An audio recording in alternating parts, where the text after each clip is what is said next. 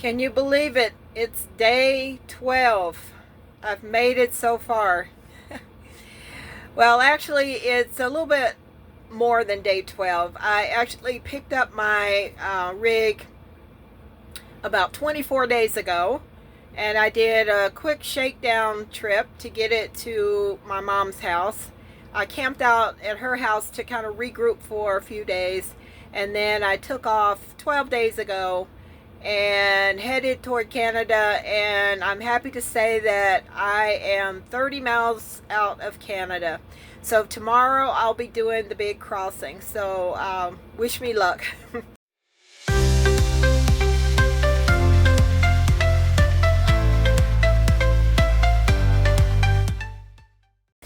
um, I have had a really good time over the last 12 days. I've learned a lot. I think I've grown tremendously. I had a good teacher, even though I didn't think I was like absorbing much because I was so hot. But I think I probably did because I've done really well. The only major problem, and not even major problem that I've had, has been the camera system. And it's not just the camera, I think it's the electronics that operate the camera. I had a new camera put in before leaving. So the camera still works, but I'm having trouble with getting the GPS maps to go through. And they told me a couple states back that I needed some expensive electronic part that's going to cost over $1,000. So I'm trying to see if I can hang on a little bit longer, that maybe it won't cause any major problems. I still have two phones. I have my main phone and a backup phone. So I have T-Mobile service, which has actually been really good, and my AT&T, which has not been that great, honestly. So it's mainly an emergency phone. When I go to Canada, I'll have to, I bought something from T-Mobile for international planning. So we'll see how that works, because I do need some data for the internet. And I do have Starlink, but I don't have the unlimited plan. So between what data I bought for international and what Starlink, and maybe if I can find some free hotspots somewhere, maybe I can make it during that period. And then too, I should be really busy because there's like so many lakes and glaciers and hikes and that kind of stuff to do. I could probably be busy from morning to sunset to sunrise to sunset. So we'll see how that works out. So anyway, I wanted to just kind of recap the 12 days, and I was just thinking about, as I was driving down the long I won't say boring, because it's actually very pretty prairie grasslands in Montana. I was thinking about some things, that I could reflect on. And so I kind of came up with, I think, about 7 things that, that I observed during the 12 days, and mainly during the last couple days, during the last few states of, Minnesota, South Dakota, not South Dakota, sorry, North Dakota, and now Montana. So the first one is, of course, these are big states land-wise, but small populations. So small cities, they'll have a little sign for a city, and then you get there and it's like 3 buildings, and that's about it. I'm used to the South, where we have fast food everywhere, and stuff too. So here, I've noted that there's mainly, some places have no fast food joints. And those that do, the predominant ones would be McDonald's, or they might have a Subway. Dairy Queens are pretty prominent, and a Pizza Hut or some kind of pizza place. And if you're lucky, you might get a town that has 2 or 3 of these at the same time. The other thing that I've had to get used to is the speed limit is 80 miles an hour. And I knew this from my time, traveling out here before and actually being in Texas. But, when you're pulling a rig, you're not going to go 80 miles an hour. So I've tried to not go more than 65. Occasionally I'll get up to 70, because the trailer pulls really well. It's a fiberglass. It's less than 4,000 pounds, and the truck has the capacity to pull it, so it pulls well. But I just don't want to go too too much over that 65 unless I have to. Um, there are loads and loads of pickup trucks here, as you can imagine. I can't even imagine being here in the wintertime where you have the snow and the mud and that kind of stuff, and you would definitely need a pickup and four-wheel drive and that kind of vehicle to get around. So those things are whizzing by me going 80, 90 miles an hour, but I just like go right ahead. I'm not in any hurry. I'll just take my time. I was driving through a stretch. I think I was in Montana as soon as I crossed the border, and there was a stretch of at least 20 miles of nothing but trains. So there's train tracks here, and as you can imagine, in the West, that's how things got delivered. But it was by the train system, the rail system, and those 20 miles of nothing but trains. Now there was gaps in between, so I guess they can pull out bits and pieces. I'm not quite sure. It didn't look like a train graveyard, but lots of trains. And there was loads of graffiti, and I think I have some film that I'll put up of some of the graffiti. Now, I'm pretty ambivalent about graffiti. Some of it was gorgeous and some really talented artists, but on the other hand, I think it's like it's private property and you're defacing somebody else's property when maybe they didn't ask for that. So anyway, tell me what you think about it.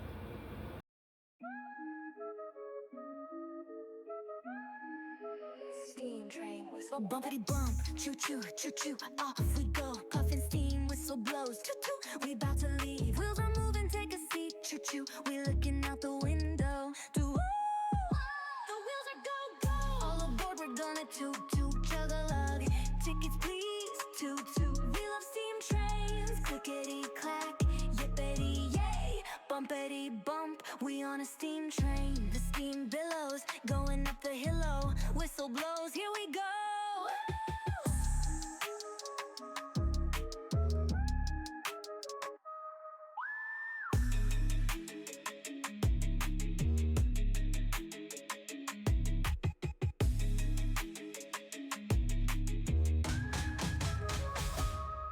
Bumpity bump, choo choo choo choo choo. Off we go, puffin' steam, whistle blows. Choo choo, we about to leave. Wheels are moving, take a seat. Choo choo, we looking out the window. Toot toot toot. All aboard, we're gonna toot toot.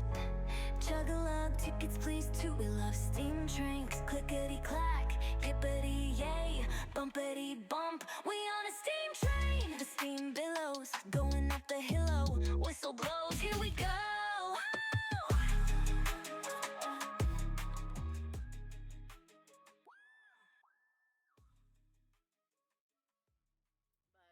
Again, there was some really pretty painted graffiti on some of the trains.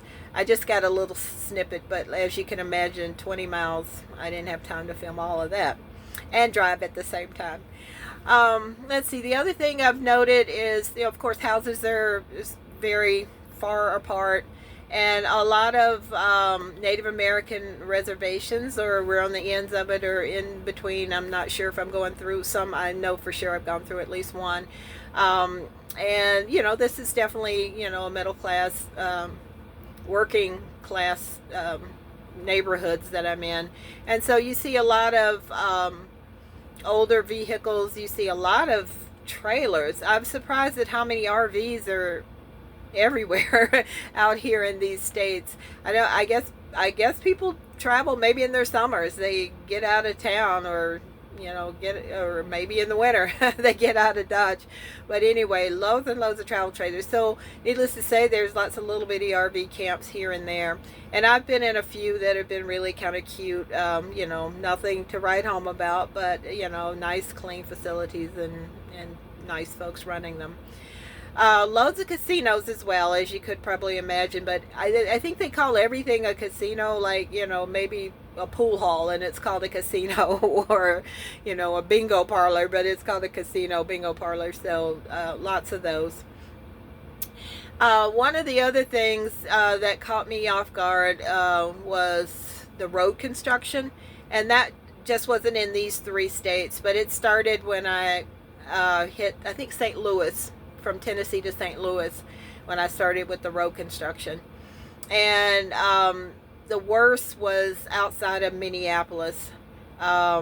It lasted for many, many miles, and I think the thing that made that one the worst is that you had to do a lot of I call it S turns or switchbacks, and so a lot of little curving the road, changing lanes, and they had those concrete barriers on both sides, which is kind of scary because they don't give you much leeway on each side. So if you've got a wide load, I don't. Those truckers are really good to be able to maneuver that. And the speed limit never kind of really went down. I'm used to, like, if there's construction like that, the speed limit's maybe 45. No, we were like 60 in this switchback and that kind of thing. So Minneapolis was, and I wasn't even in town. I was on the bypass on the outskirts, but luckily it wasn't as much traffic as it could have been, but it was just that annoyance of trying to make sure you're between the lines. So today I was in the grasslands of Minnesota, or excuse me, Montana, and there was about 7 miles of road construction to where they had basically all the asphalt was gone and it was nothing but the dirt. And we were going through it like 15 miles an hour and bumping. And this is the first time that I've gotten the trailer afterwards where things have kind of been scatter cornered everywhere from all that bumping. You always hear that your trailer, it's like going through a hurricane when you're pulling it, and it hadn't been that bad when I go back in it, but that was some bad roads. So it took its toll on some of the things that I didn't secure as well as I should have. The other thing too is, this morning I got up and I found that they have these huge car washes, because I guess everybody has tractors and trailers and all kinds of big equipment that they need to get washed. And so these car washes are tall and, some are a little bit wider, but they're made for, RVs and that kind of thing. Because one of them, even has a raised platform where you can stand up to get to the roof of your vehicle. So I took mine through the car wash, and because she's white, and it's like, oh, she's not white anymore for all that dirt and dust. And did a quick little, hand car wash, and looked better, but I couldn't get all the bugs off. I mean, that's going to take some special treatment, or maybe the real truck car wash where they do it for you. But anyway, I was so proud, and she looked so good. And then I came upon this road today where all that dust and the tar from another section of the road that I was on kind of got all up in my truck step up thing. So anyway, I don't want to give up. I was hoping that I could take her into Canada and she would look all pretty, but maybe not so much. So anyway, one of the other things that kind of, I won't say it caught me off guard, but I was thinking that the more north I got, the more the weather would be temperate. And I was looking forward to 70 degrees. I love 70 degrees. That's definitely my sweet spot. And I had a few days that it was very nice. And then, it would get nice at night. But we have gone the last 2 days and we're almost 100 degrees, like in the high 90s. So I mean, it's not quite as humid, but it is still hot. And I think tomorrow when I get to Canada, it might start to moderate just a little bit. But I'm thinking I might have a good week or so in Canada where it won't get too cold. So we'll see how that turns out. I think finally the little critters like the flies and the mosquitoes. 2 days ago in the camp at the water, I was in North Dakota at Patterson Recreation Area, and it was flies everywhere. I mean, I couldn't hardly get in the door without a fly or two getting in. And for some strange reason, when I was packing for my RV travels months ago, I packed a fly swatter. And I have had to use that so many times. So the flies had inundated me on one day. And then on the next day, when I got ready to leave and I'm trying to hook up and do everything, and it had been a little rain that morning, Oh, the mosquitoes were everywhere. Again, they got into the truck as I was opening the door back and forth. They rode with me all day, trying to kill them, but I couldn't. A few bites, but luckily for me, mosquitoes don't love me. Um, if they did, I would probably be just one big gigantic pimple. So the mosquitoes were everywhere. The other thing too, it wasn't funny, but after washing the vehicle this morning, before I even got to the bad road with the dust again, I went through a swarm of something.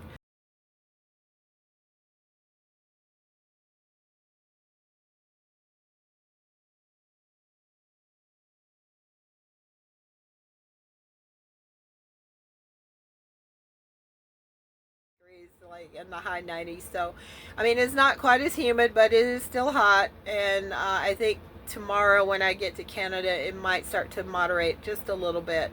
But I'm thinking I might have a good week or so in Canada where it won't get too cold. So we'll see how that turns out. I think finally the little critters like the flies and the mosquitoes. Um, 2 days ago in the camp at the water, I was in North Dakota at Patterson Recreation Area, and it was flies everywhere. I mean, I couldn't hardly get in the door without a fly or two getting in.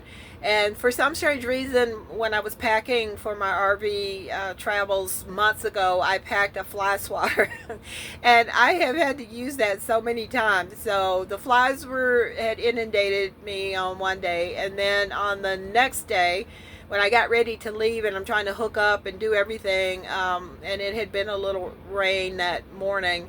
Oh, the mosquitoes were everywhere. Again, they got into the truck as I was opening the door back and forth. They rode with me all day, trying to kill them, but I couldn't. A few bites, but luckily for me, mosquitoes don't love me. Um, if they did, I would probably be just one big gigantic pimple. So the mosquitoes were everywhere. The other thing too, it wasn't funny, but after washing the vehicle this morning, before I even got to the bad road with the dust again, I went through a swarm of something. I don't know what kind of little critters those were flying, but all of a sudden, within 5 minutes, my windshield on the truck was just spattered with all kinds of gook. And then I look back, and my poor little trailer has bug stuff stuck everywhere. So I'm thinking there's some kind of bug, not preventer, but some kind of bug, something you spray that makes it easier for the bugs to come off when you wash them. It seems like I saw that somewhere. If anybody knows, please let me know what that is, and I'll see if I can get me some of that. Because I don't really want to be like hand washing this or paying $50 to have the truck washer people do it for me all the time. I mean, it's a small enough vehicle that I could wash it, but it's hard I was trying to get those bugs off. But anyway, so that was some of the observations I had. On my next video, I'll probably go over some things about what have been finding that's been easy or difficult, based on what my assumptions were before I began the journey. And I'm trying to think of those. Sometimes I'm in the truck and on these long stretches of 4 or 5 hours of like hardly anything happening, and I start thinking of this stuff, and then it's like, oh man, I wish I could write this down, but I don't have a pen and paper, and I can't stop every time I think of something. And then I haven't been sophisticated enough to like get a recorder or punch some kind of button on my phone, which I know that's possible to like record these thoughts. So I'll get better at it as time goes on. So anyway, I just refer you back to my first video when I said that I am trying to do everything all at once. So please have patience, and I hope that in the next few episodes you're gonna enjoy seeing Canada with me. And again, according to the weather, it should be beautiful weather for the next week or so. So anyway, talk to you later.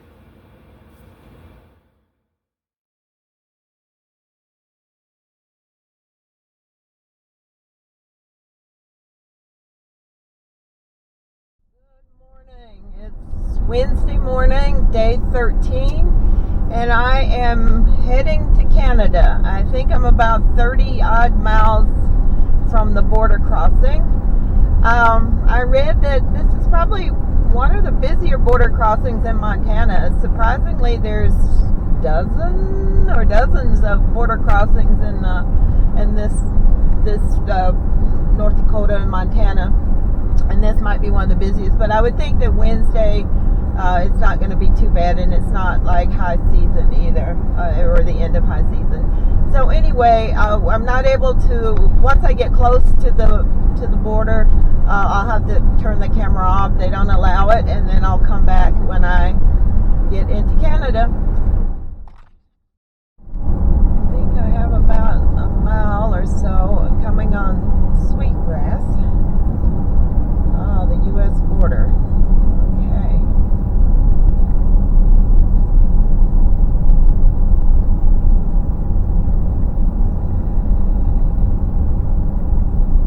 Make sure I get in the right lane.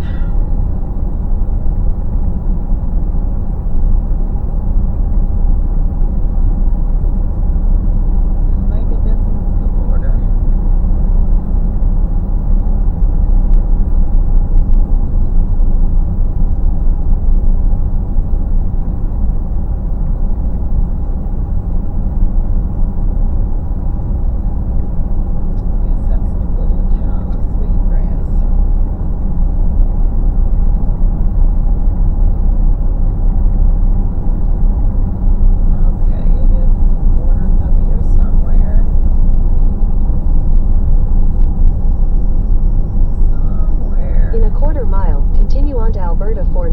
Leaving Montana. I guess I'm in the no man's zone now.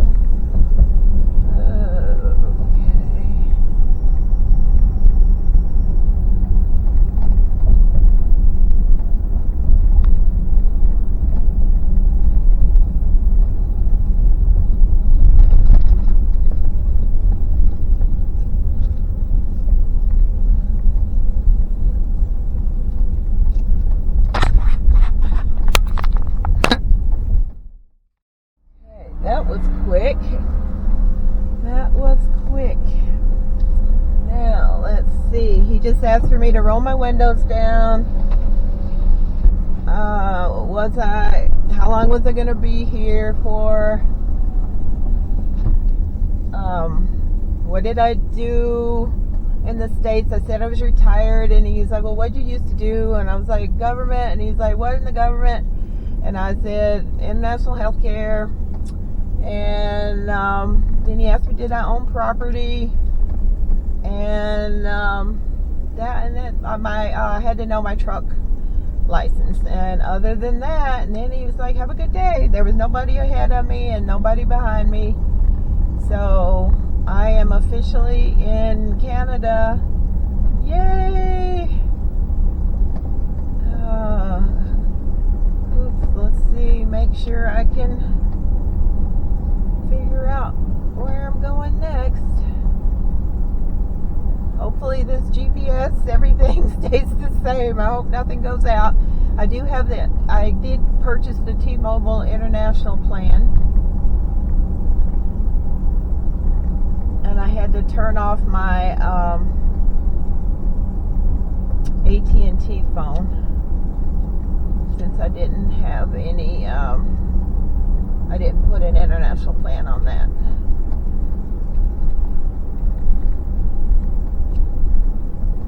I have to remember to look at my mileage in kilometers now.